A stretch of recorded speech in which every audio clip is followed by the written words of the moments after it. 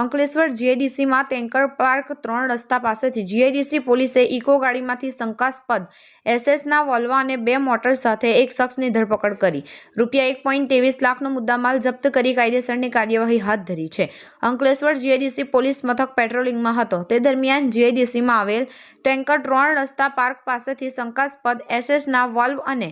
2 નંગ મોટર ભરેલી ઇકો ગાડીને ઝડપી પાડી હતી. પોલીસે સારંગપુરની સોનમ પાર્ક સોસાયટીમાં રહેતા ઇકો ચાલક હકીઉલ્લાહ જહીર માસ્તરની અટકાયત કરી ₹8,400ના 2 નંગ એસએસના વોલ્વ તથા 15,000ની 2 નંગ મોટર અને 1 લાખની ઇકો ગાડી મળી કુલ ₹1,23,400નો મુદ્દામાલ કબ્જે કરી ગુનો નોંધી વધુ તપાસ હાથ ધરી છે.